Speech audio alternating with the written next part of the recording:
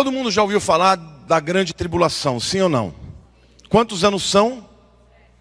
7 anos. Todo mundo sabe que a grande tribulação tem 7 anos. A grande maioria não sabe por quê. Este texto, o texto que é a base de todo o entendimento da volta de Jesus, da grande tribulação, do tempo em que o anticristo vai governar na terra, está lá em Daniel capítulo 9, versículo 24, eu não vou abordar sobre isso, mas só para que vocês saibam de um detalhe. Porque neste entendimento, alguns afirmam que Jesus vem buscar a igreja antes dos 7 anos. Outros afirmam que Jesus vem buscar a igreja no meio dos 7 anos. E outros afirmam que Jesus vem buscar a igreja no fim dos 7 anos. Ninguém discute que são 7 anos. O que as pessoas discutem é se a igreja vai passar pela tribulação ou não. Porque se ele vem buscar a igreja antes dos 7 anos, nós não vamos estar aqui quando o pau comer. Se ele vem buscar a igreja no meio dos 7 anos, então durante 3 anos e meio a igreja vai passar por uma guerra, por uma perseguição. E se ele vem buscar no final dos 7 anos, então nós vamos passar por todo o período. Agora, o que a maioria das pessoas que estudam sobre isso não entendem é que a dica sobre as 70 semanas, no versículo 24 diz assim, 70 Shavuot, 70 setes. A tradução ali está semanas, mas na verdade é 70 setes. Ali está se referindo a 70 semanas de anos.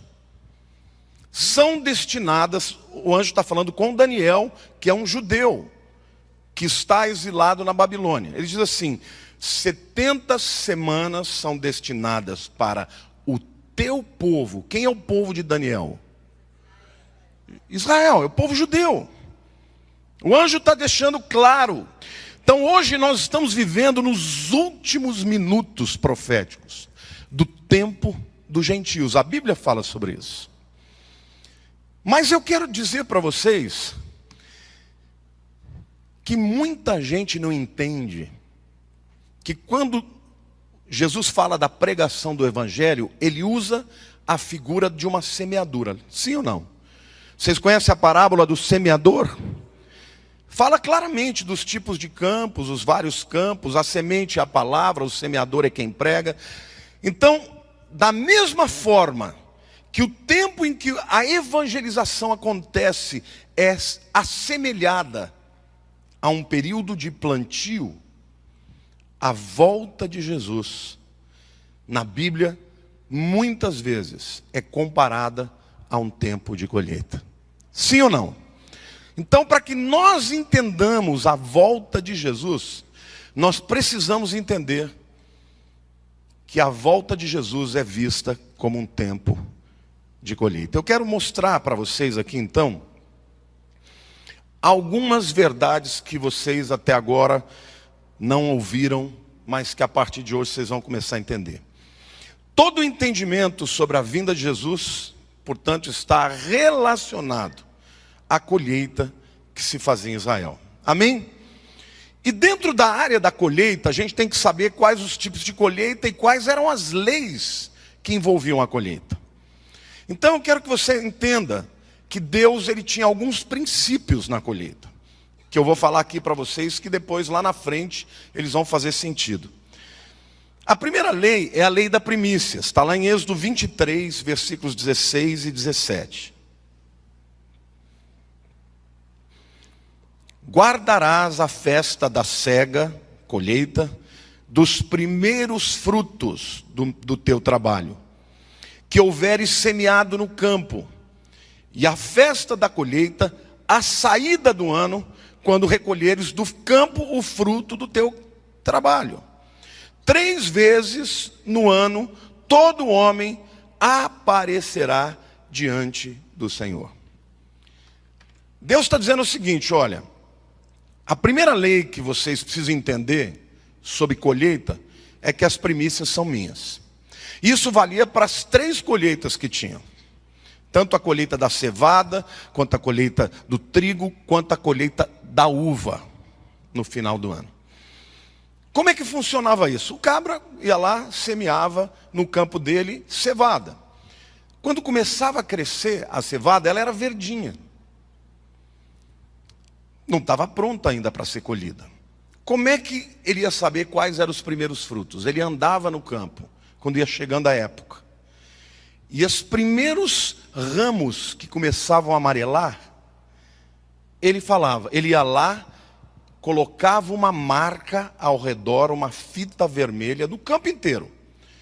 Essa aqui já está ficando madura. Botava uma marca vermelha ao redor.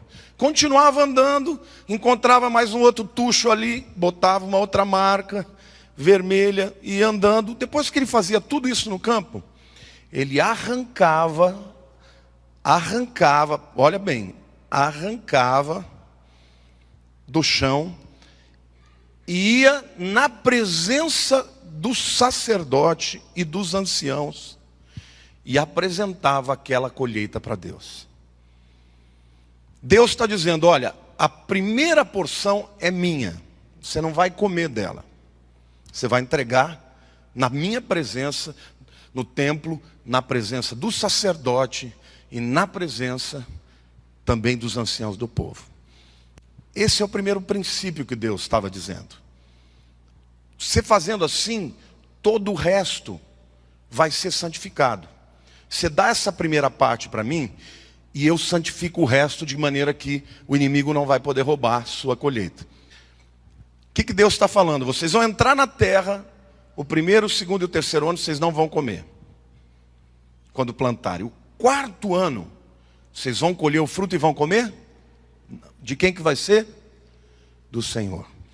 Queridos, esses 3 textos, essas 3 leis, têm dicas importantíssimas sobre a colheita dos últimos anos, do final dos tempos.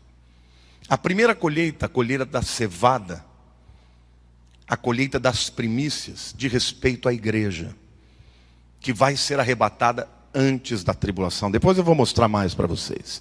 A segunda colheita é a colheita do 4º ano. É por isso que lá no livro de Apocalipse, você vê um grande número de pessoas aparecendo na presença de Deus, os 144 mil, os que morrem na grande tribulação e têm as suas vestes lavadas com o sangue do Cordeiro, bem no meio da tribulação, no 3 anos e meio.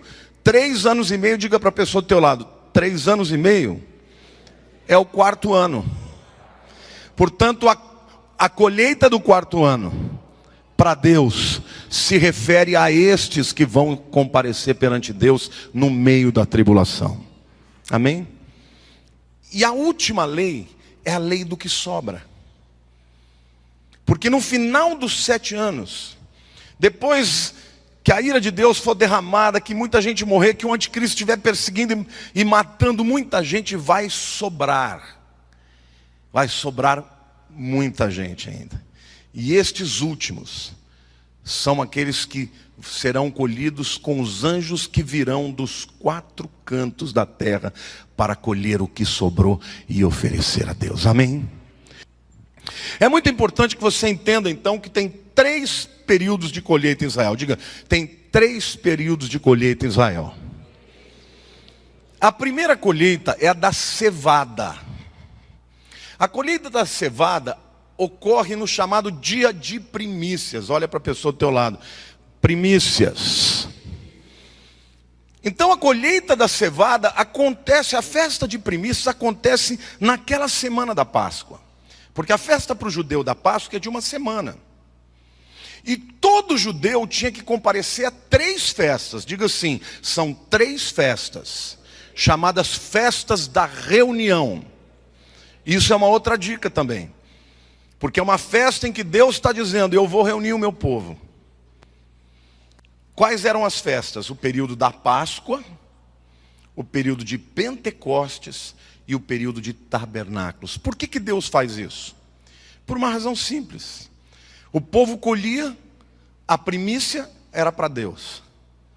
E eles ofereciam aquela primícia para Deus. Literalmente, até o templo, levava a cevada, ou o trigo, ou a uva, e dava na presença do sacerdote e diante de todo o povo. Isso é uma dica de que quando Jesus vier buscar o seu povo, ele vai reuni-los para levá-los na sua presença. Apresentar diante do templo fala desta apresentação perante Deus. Então diga, primeiro é cevada, que acontece no final da Páscoa, na festa de primícias. A festa de primícias é o 8º dia. Para que vocês saibam, Jesus ressuscitou na festa de primícias. Por isso que ele é chamado pelo apóstolo Paulo de a primícia dos que vão ser ressuscitados, dos que dormem. Olha a dica aí. Ele está dizendo que a fé, o arrebatamento, seria como a festa de primícias. Jesus é o primeiro que ressuscitou e ele é apresentado para Deus. Depois nós, os que tivermos mortos, amém? Diga para a pessoa do teu lado: você será arrebatado como primícia para Deus. A segunda colheita é a colheita do trigo. A colheita do trigo é exatamente na festa de Pentecostes. E a gente vai perceber que há uma diferença clara entre a cevada e o trigo. E aí você vai entender por que nós não vamos passar na tribulação e os judeus vão passar.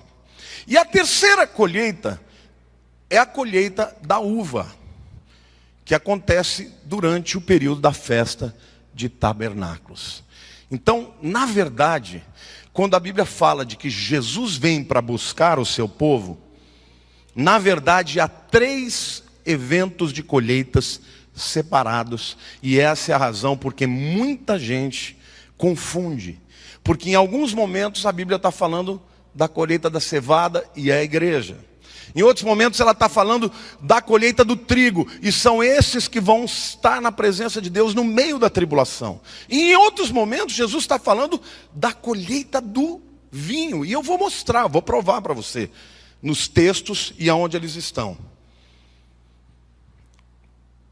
Então, quantas vezes que o povo tinha que comparecer diante de Jerusalém, do templo? Como é que chamavam essas festas? Festas de reunião. Tá? Ninguém podia ficar na sua terra. Todo mundo tinha que subir a Jerusalém. A segunda coisa que a gente precisa entender agora é a lei das primícias. Eu já expliquei para vocês mais ou menos o que acontece, mas essa palavra primícias, no hebraico é becharim. Diga becharim. Bechor é primogênito. Becharim são os primogênitos. Deus está pedindo os primeiros para ele. Consagre a primeira porção para mim, e o que sobrar vai ser teu e eu vou santificar. Esse é o princípio das colheitas, tá? Ele ia lá, arrancava aqueles ramos que tinham amadurecido primeiro, marcava, dizia assim, marcava, e depois apresentava diante do templo e na presença do sacerdote e dos anciãos, tá? Isso é muito importante a gente entender. A terceira reflexão que a gente vai começar a fazer agora de maneira mais profunda é o que representam as 3 colheitas.